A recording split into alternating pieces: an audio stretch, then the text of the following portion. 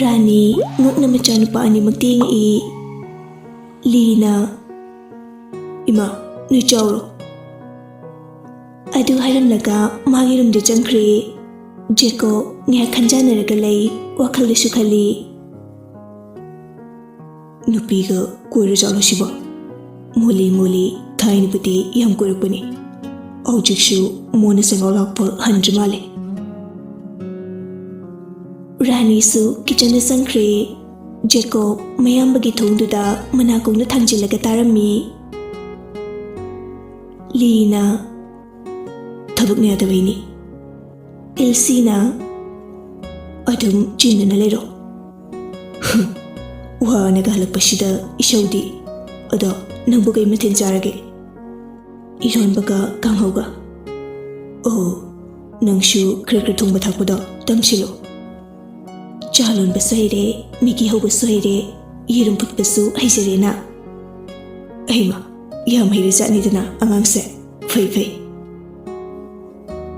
Rasna Aima, Sana Jeko, Kamprekangi, Babu Gridorino, Tong Meaduda Jacob na, Kilone, Sun. Tamona wari sanay se kunagano na tarambani. Ihe chaksaro si nafiga to hongluro na. Papungoy chawro ay di sari. Oh, fare. Ay koy di noy tamo ka nanga ngayrambani. Tamo susarabani. Oh, fare potharuro. Oy babung. Jeko magi kada changla I. Mafi maron dong dok laga pamung do option kri Ngayhak mami tu option baga Hey, you bastard Jacob mami tu setbang tu I As Madu gihin jabi sakti bido Adu muru galeri Korino As Kuti duga ay diba Lisu phone da ngak wari sanaraga thamnakre to nanga sai chaksari ngai da haiki basingdu ningsingla I to na tamu thingnaram jodi ai nungdang sidai tomtani khongna laktuise memcha na ibungoli ichana mating pangbi base onthokna nungai jareda Lina Ima Ekoi miwase amaga mating pangnadrodi chakotpa ngamgani thazade aigisu mating lakhinida aduna migisu mating pangdaba yade ton nokfe tawraga mamada onjilaga Ima tamose yam phaiko ibunga oicheramadi kyara laibu phagadaba Lisu nokthore I Ichenupisu ichesu amata lejade khoidi Avasna Tamo, Kinum Dage Ohio Jacob da autograph ihan birakera Toin ngak na Tamo, Arke Jacob tu Kangnavra Avasna Gaino, Muchimanaw ni Toin ngak na Yam kitnay na Lina Kitna ba ni Mana ekoi mama man bani aina babung man ba ekoi Jacob de fazabani ai thirasu ton soidan haidoki ohore adu gerodo khodyam oisabani my film sugi heining de avasna os je ton hai ka haidok luraga ikai I Lina Ima mathil singse loi hawe Memcha na Chawsaw Buktanaba Chakho Tuansu Makhatarudri Chaktu Tumina Charami Avasna Muglangnara I Je Tamodi Fazabra Tuan Nokfe Tawraga Nangbu Nungshiradi Atham Fazare Fana Fazarasu Nungshiradi Thire Avasna Nungbu Nungshiradi Adum Thunare Hehehe Ton Sarna Athagidi Kupa Avasu nokthorei memchana onthokpanidako nakhoi anisidi noi tamugi mamangsida ikaidro Lina makhoi ani dana tidima aikhoi su auju phawa khanari aikhoi Jacobta aiga wakhal khar sanade aduna toina mare adum yetne Rasna Thoiba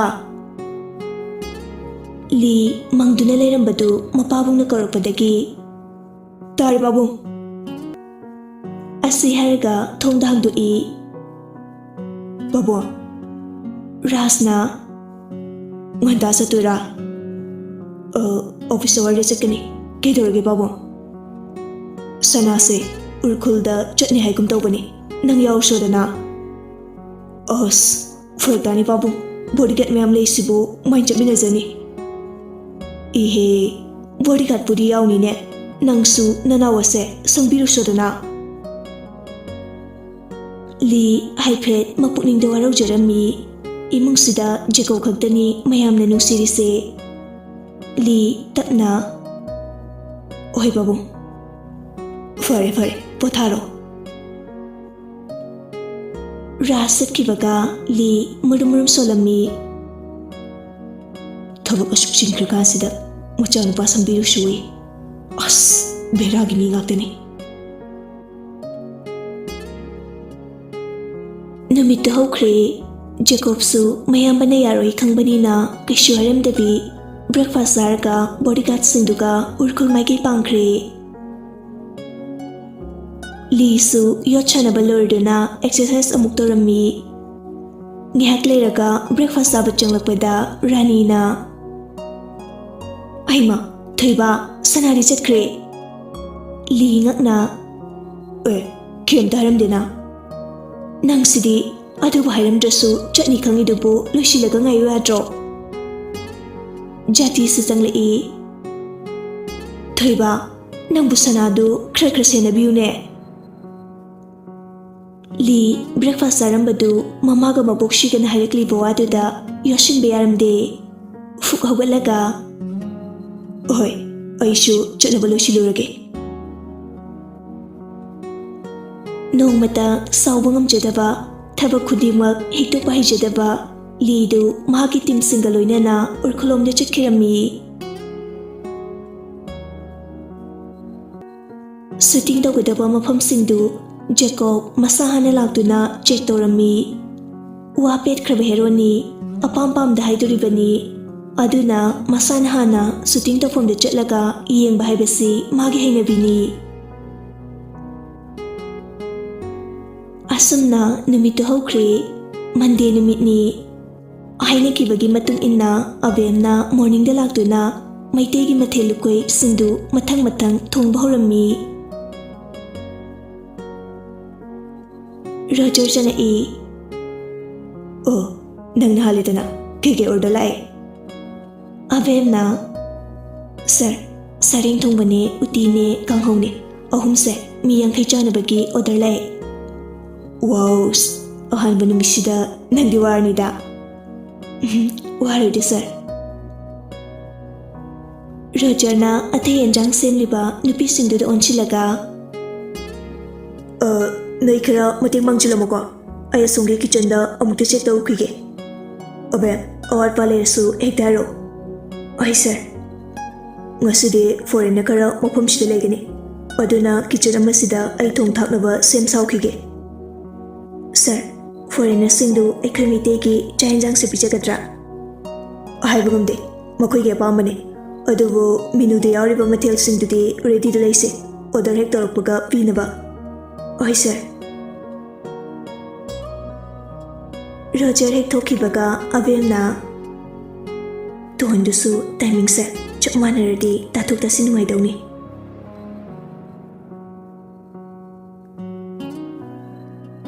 Somdana Jacob tu urkhulomda chatkibadu pung amma tarakpa adwaida amuk haigalai Jacob na Aikhoi hotel lomda chalo Driver dana phone sir Ngihaki matung hotel yorduna Jacob car dagi kumtharai Tonna hove hove lakpadu urami. Tondi Jacob lay khanglabasu hanna yengtagai chakige dawi. Jacob na Oi, ngaiko. Ton fat on thorai. Sir, kai. Jacob khudang gari du yengi. Nang pung amadagi yorgadaba natro. Mani sir. Ado hojje pung ama makhai tare. Ahanba numisidagi howna soirde kamai tawdorige. Ton maru luktharaga. Sorry sir, matung soidena phonajage. Nayumda kidau lege. Mi oiningladi timing khangna nathokdo. Ton mapira chelai tapna. Oi sir. Jacob hana grong changkhre.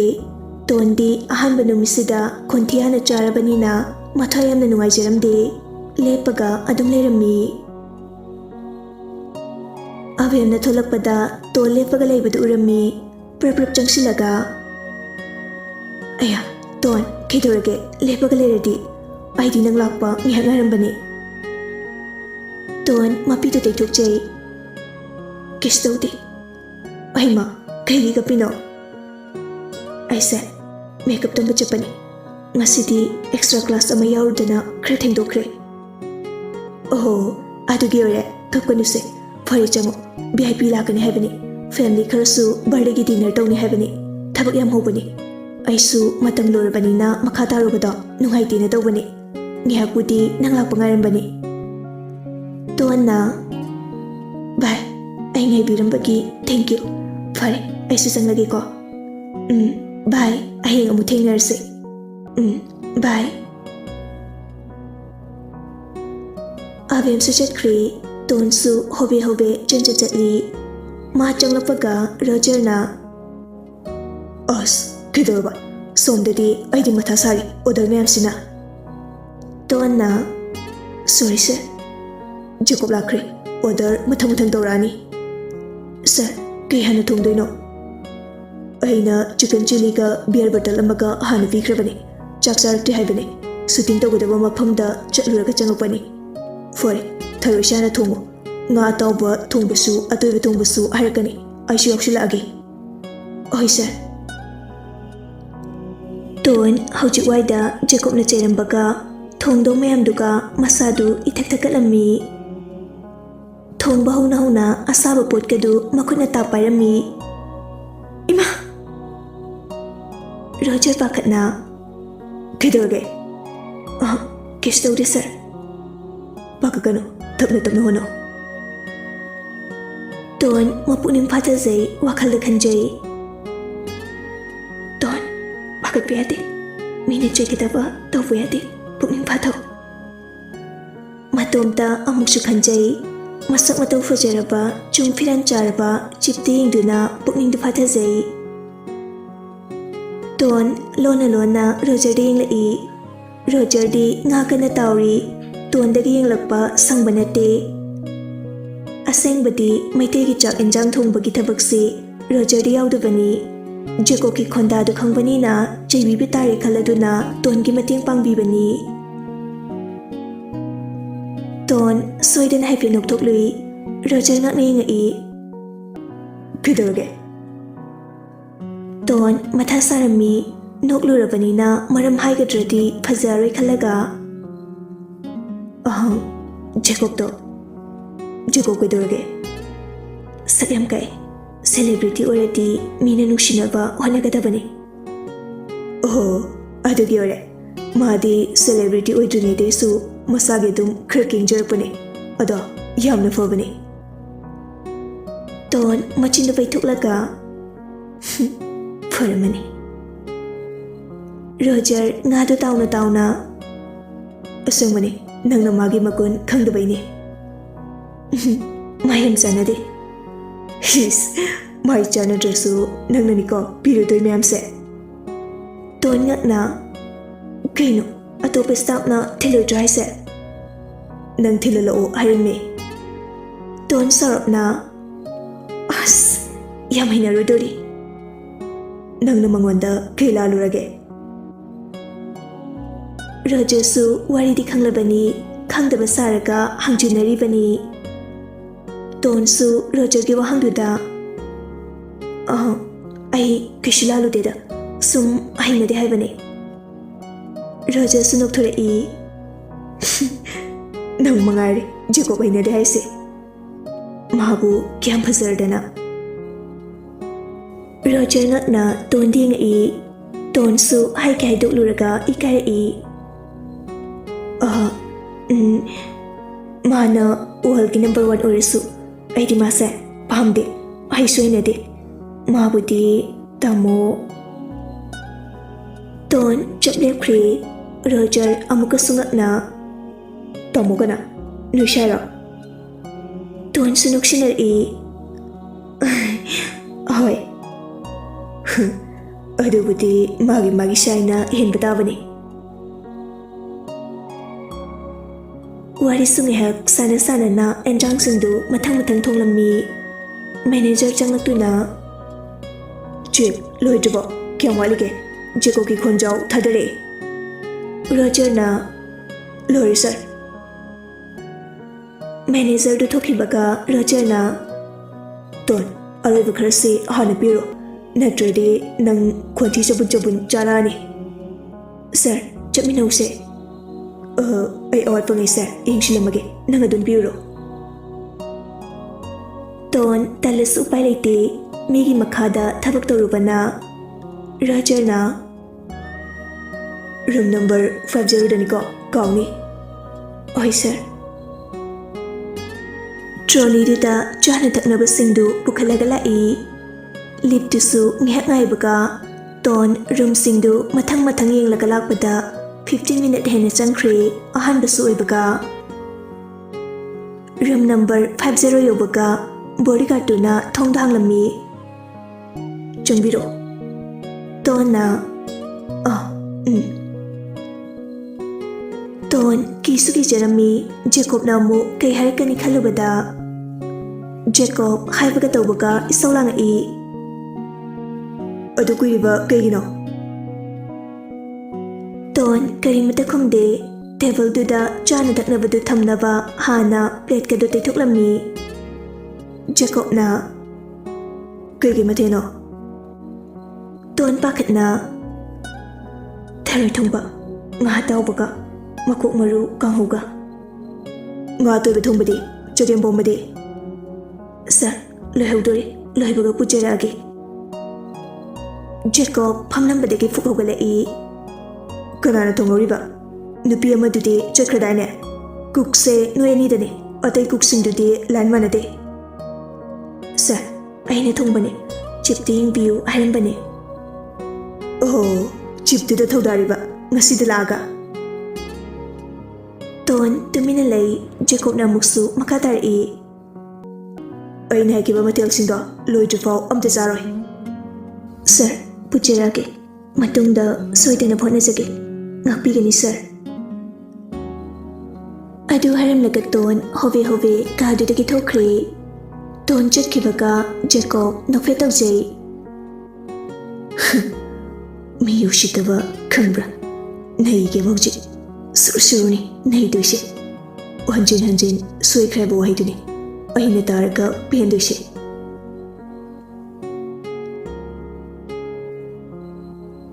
Kitchen ꯍꯦꯛ ꯌꯧꯔꯛꯄꯒ tone ꯁꯣꯔ ꯁꯥꯡꯅ ꯍꯣꯟꯗꯣꯛꯆꯩ꯫ ꯁꯥꯔ, ꯂꯣꯏꯗꯣꯔꯕꯣ? ꯔꯣꯖꯔꯅ, ꯉꯥ ꯊꯣꯡꯕꯁꯤꯗꯤ ꯂꯣꯏꯔꯕꯒꯨꯝꯕꯅꯤ, ꯑꯗꯣ ꯑꯩꯗꯤ ꯆꯒꯦꯝ ꯄꯣꯝꯕꯗꯤ ꯀꯌꯥ ꯍꯩꯇꯦ꯫ ꯌꯥꯅꯤ ꯁꯥꯔ, ꯑꯩ ꯁꯣꯛ ꯁꯦꯠ ꯇꯧꯔꯒꯦ꯫ ꯁꯥꯎꯔꯛꯄ꯭ꯔꯥ? ꯂꯋꯥꯏ ꯂꯦꯝꯐꯨꯗꯒꯤ ꯂꯥꯛꯊꯔꯛꯏ꯫ ꯔꯣꯖꯔꯁꯨ ꯅꯣꯛꯊꯣꯔꯛꯏ꯫ ꯀꯩꯁꯨ ꯈꯜꯂꯨꯅꯨ, ꯁꯟꯗꯦ ꯄꯣꯛꯄꯅꯤ, ꯁꯤꯡꯍꯥ ꯔꯥꯁꯤꯅꯤ꯫ ꯑꯁ, ꯈ꯭ꯋꯥꯏ ꯆꯥꯟꯅꯗꯕ ꯑꯩꯒ꯫ ꯅꯪꯗꯤ ꯀꯩ ꯔꯥꯁꯤꯅꯣ? ꯕ꯭ꯔꯤꯁꯤꯛꯅꯤ, ꯊ꯭ꯔꯁꯗꯦ ꯄꯣꯛꯏ꯫ ꯋꯥ, ꯅꯪꯁꯨ ꯅꯨꯃꯤꯠ ꯊꯕꯥꯟꯗꯤ ꯃꯍꯤꯡꯅꯤꯅꯦ꯫ ꯑꯗꯨꯅꯕꯨ ꯃꯁꯛꯇꯣ ꯌꯦꯡꯅꯤꯡꯗꯦ ꯍꯥꯏꯁꯤꯅꯤ꯫ ꯐꯖꯕꯅꯤꯗ ꯅꯪꯕꯣ꯫ ꯁꯥꯔꯅ ꯍꯦꯟꯅ ꯐꯖꯩ꯫ ꯇꯣꯟ ꯍꯥꯏꯒꯦ ꯍꯥꯏꯗꯣꯛꯂꯨꯔꯒ ꯏꯀꯥꯏꯔꯛꯏ꯫ ꯔꯣꯖꯔꯅ, ꯑꯩꯔꯣ ꯍꯥꯏꯁꯦ? ꯇꯣꯟꯅ, ꯅꯠꯇꯦꯗ, ꯁꯥꯔ ꯍꯥꯏꯗꯤ ꯇꯥꯃꯣꯗꯣ꯫ ꯑꯣ, ꯅꯣꯏ ꯇꯥꯃꯣꯗꯣ ꯑꯣꯖꯥ ꯑꯣꯏꯕ꯭ꯔꯣ? Oi. Oh. Ngayaki matung ton awat pamathil sindu puraga chatnaba tharam tawi. Roger na ngai ko made salak yam pamani aina sembalorabani puko. Ton nakfetawi mathil sindu puraga room number 50 tamna amuk hobe laksai. Malakpa ubada Jacob maithong do sat hongki acting soibani na maithong su hongdok hongjin hairami. Ton na sir yarni. Jacob marayet na ba amu koiti thirai pisum du sutok laga salakse kanana si maino. Ton haisir haigum sira khanjanai Jacob na khon galap na nang nangwanda ne ay nangise. Ton pakat na Roger na Jacob ngak na mingo siya kali. Sorry chit na nang nairubra hai di sir mana puko sana yang pamani harapani. Jacob kaisu hai di chaktu saba horami. Ton su chakki tawbaga Jacob na oi ay jabaloy jufau leiko. Sir amuk laki washroom janglingai ra asida leire. Ton ikai bekai boy washroom da prep janglai mirror du di yenglaga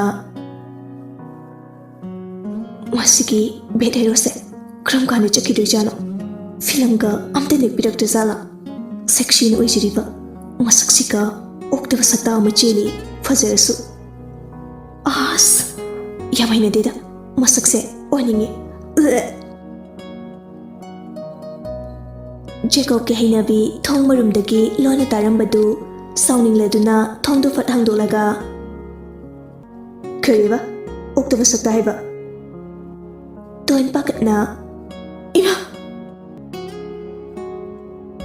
Jacob changlai aduga thongdu gamlauna thingchingki adede nangi jetlau tare ne ko. Mapandagi lina Jacob washroom changira.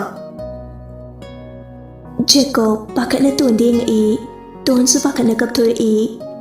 Jacob na prap tongi machino mensilaga shh fagi to bani ichit mangaloi ikata mulai tumileo.